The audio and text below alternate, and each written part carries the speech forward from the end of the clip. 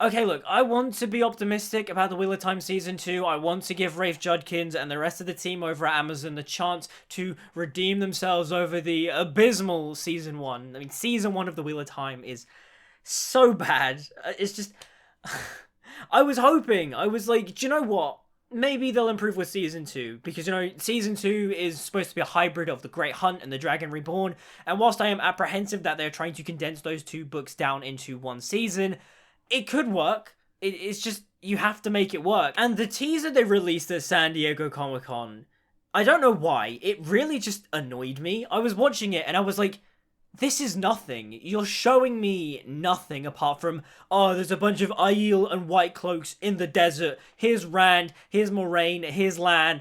And it's kind of like, you're supposed to be adapting books 2 and 3, right? You're supposed to be appealing not only to the general audience but to book fans, right? And so if you're adapting The Great Hunt and The Dragon Reborn, show me images of, say, Kalendor, of, the Stone of Tyr, of the Horn of Valir. Like, show me things as a book reader that I would recognize and go, okay, yeah, this is cool. But instead, it's just a bunch of BTS of them going, oh, hey, look, there's explosions and there's a big wheel and oh, look, we're on location in a desert. And it's like, I don't care. Where are the Seanchan? Like, why is there such a massive focus on the Aiel and the White Cloaks? I mean, the White Cloaks do play a part in the Great Hunt because at the end of that book, there is a battle between the White Cloaks and the Dark Friends and some other people I've forgotten. The people of Falmer, for example. But at the end of the day, the trailer just focuses way too much on the White Cloaks and the Aiel, and I'm like, the Aiel, whilst they're in book 3, they're not entirely in book 3. It rubbed me the wrong way because they were just showing me things that I didn't care about and that weren't entirely from the books.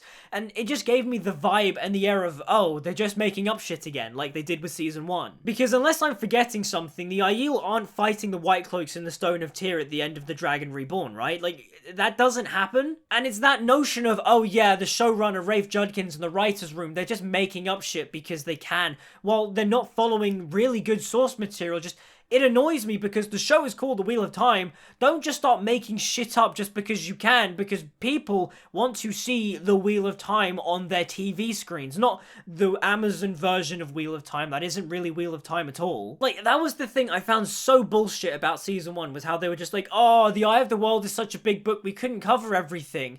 And, they cut out massive, important chunks of the book to go off and do stupid side tangents about Steppin and, his Aes Sedai dying, and the whole episode where he's just like, I love my Aes Sedai, I don't know what I'm going to do, and then he kills himself at the end.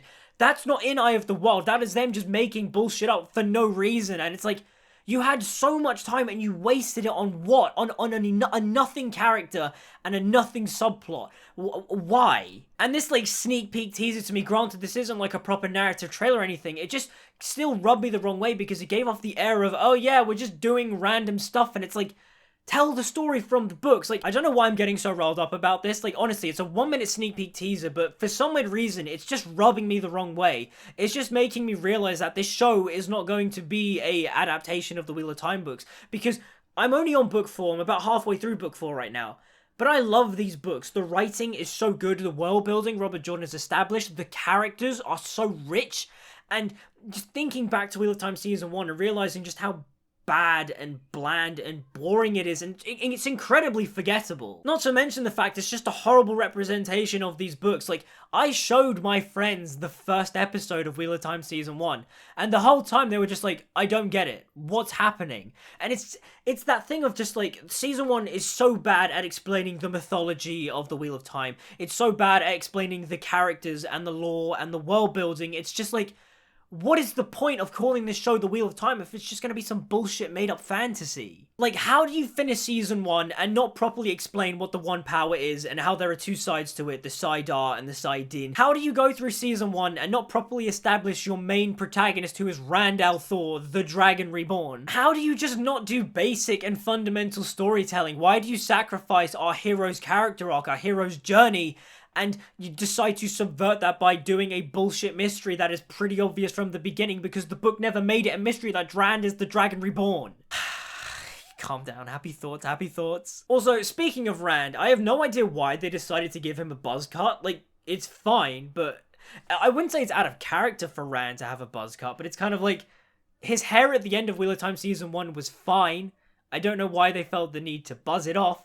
And it's funny now because now he just looks like my friend Darren. And it's funny because I told my friend Darren, I was watching season 1 of Wheel of Time, and I was like, Darren, do you know what? For some reason, the main character Rand reminds me of you for some reason. Joseph Stradowski's Rand looks like you. And then recently, my friend Darren got a buzz cut, and now all of a sudden, Rand has a buzz cut, and now they just look exactly the same. And I'm like, whoa. I was joking, and now all of a sudden, they do look very similar. What? So yeah, now I just jokingly call him Durand Althor. So, yeah. Also, hope you're watching this, Darren. Love you. And look, I know this is a teaser. I know I'm trying my best not to be that book fan who's just like, it's not like the book and so it sucked. But it's just the thing that season 1 made me distrust this writer's room with this source material. And now this teaser for season 2 just made me go, what are you adapting? You didn't show anything about the Horn of Valor. You didn't give us a sense of, oh yeah, they're going on the hunt for the Horn. You didn't show me anything about Rand going off to the Stone of Tyr to reclaim Kalendor.